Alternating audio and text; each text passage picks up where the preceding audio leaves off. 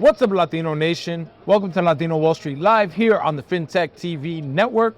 We are here with the man, the myth, the legend, the one and only Mark Kohler. Mark, thank you so much for being here, my friend. Thanks for having me. It's an honor to be here. I love this atmosphere. It's just so much energy. Yeah, it's we're here. cool. We're here live on the New York Stock Exchange, and you know, Trump is proposing abolishing the IRS.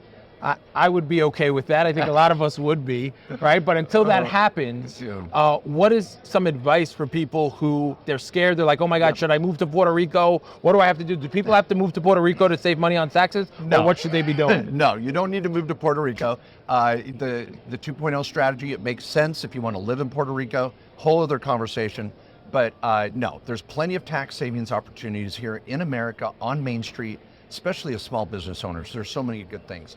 And let me just mention, people, please don't get too excited about Donald Trump saying he's going to abolish the IRS. The IRS is not going anywhere. This is Trump as a master negotiator. He'll throw something way out there to get everybody like freaked out, and then he'll come back, 3.5 trillion in tax cuts. We'll have a great bill this year. It's going to work out. So you just be on track. So it's okay. What should small investors be doing? People who are, maybe they're investing in their first piece of crypto, their first NFT. There's been historic gains this year, and they're scared on what to do next, where to put their money so that it's protected. You bet. And gosh, I didn't want to leave that last question of the urgency some people are feeling right now. If I may cover that first, is like, don't stress out. Filing an extension actually reduces your chance of an audit. Really? If you think you owe the IRS, send in what you think you owe, file an extension. It's first come, first serve at the IRS. The first people who come through get assigned an audit. The regional centers at the IRS assign audits based on the first tax returns filed. First in, first out. We all want to be last in, last out for an audit. So you also have time to prepare your documents better. Maybe you're going to go on an interview to find a better tax advisor, because you can't hire anybody in the first quarter of the year. Everybody's busy doing tax time. So I would just say, first of all, don't stress. Anyone out there that's concerned about the tax deadline, file an extension, buy some time. But don't just avoid filing. The IRS isn't going anywhere, let's be serious. Now gains, do you like gains more in stock or crypto, or what do you see most of your followers and listeners dealing with? Yeah, definitely stocks and crypto.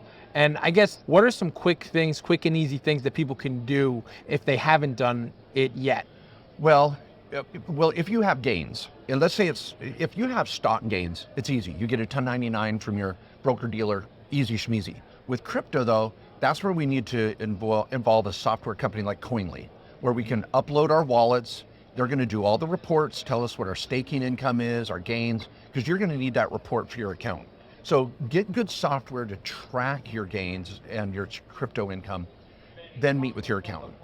What if you're sitting on a bunch of gains and you're scared to sell because you don't want to have that tax implication? Are there any things people can do to kind of protect themselves? Absolutely. And we'll talk about some last minute deadlines here too for you small business owners. But if you're sitting on a lot of capital gain, heck, it could be stock, it could be crypto, it could be real estate. There's some cool strategies out there. One, I love the charitable remainder unit trust, where we can sell all of that asset tax-free, put it in a trust that we manage as self-trustees. I'm talking about you. If you were to sell your asset, you can continue to manage it, trade crypto, do real estate, and get distributions for the rest of your life, asset protected. And it's way powerful. And you're going to, with this strategy, you're going to pay taxes when you get distributions, but you don't pay taxes on the way in. So the charitable remainder unit trust is nice. I like opportunity zone strategies. You may even be able to do installment sales if it is real estate. So we want to spread that gain out or find some ways to defer it or avoid it altogether. Meet with your tax advisor. If you're sitting on a big gain, don't be in fear. Knowledge reduces fear. Go learn some things about this. I've got a great podcast myself where we talk about it all day long.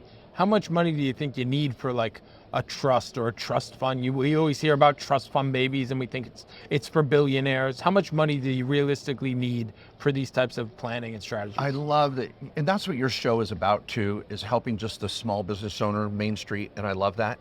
Everybody should have a revocable living trust. It's not about money. Really? Do you have kids? Do you have some life insurance? Do you have a small business? Do you own even your own home? Your family could be in probate for over a year and legal fees not having a revocable living trust. So it's not about wealth. And you said it many times on your show, it's about keeping that wealth. When you don't have a revocable living trust and you die, it's like a feeding frenzy with the government and lawyers. So let's have that trust keep it private, keep it in your family. What about jurisdictions? Are there any like preferable jurisdictions where people should be setting up these trusts? Are they offshore? Are they here in the U.S.? Oh. What are the strategies? You bet. Again, 99% of our clients, and myself, I'm a tax lawyer. I can set up as many LLCs as I want or trust. I don't even have an offshore trust. We don't need those. That's for the uber wealthy. There's your billionaire planning. But for all of us, you set up the trust in the state where you live right now. If you move states, your trust moves with you. It's based on restatement of law. It's federal. It's all good. You don't have to redo your trust every time you move. I had my same trust for almost 20 years and then just updated it last year. So it's very common. It doesn't have to be expensive either. We're charging a couple grand to do a well-defined estate plan with wills and powers of attorney and a trust. So shop around out there. But getting your trust done to help organize your business, your income, your family, that allows you to leave a legacy. And business is family. Family is business. I love that. I know we're running low on time. If you could go back in time and give some financial advice to the 18-year-old version of yourself, what would you tell yourself? Buy low, sell high. Not the other way around. yeah, I'm sure. No, I'm fortunate. I really loved my journey. I wish I would have learned things faster. I'm a slow learner. But I loved my journey through small business, accounting, law. I bought rental property. I would have bought rental property sooner. I think when I was in college, I had the opportunity for a couple rental properties, and I thought, they'll always be there. But, there's ups and downs, but it looks like this, ups and downs, and I think real estate is one of the best tax preferred vehicles too, because it really is running a business, tax deferred or tax free. There's a lot more opportunity there for good tax planning. And I still have my Wall Street portfolio, I still have my crypto, but real estate, it's a three-legged stool. It really is. I love it. Well, Mark, thank you so much for being on the show, my friend. If people want to connect with you, where should they go? Head to markjkohler.com, markjkohler, Kohler.com. Head over there, and I've got a network of accountants around the country to help you find the right advisor you need. My blogs, my podcasts, my books. Just start learning. And we give away so much education, because once you are empowered, you're going to make better decisions. And the American dream is available for everybody. I love it. Mark, thank you again, my friend. Thanks for having me.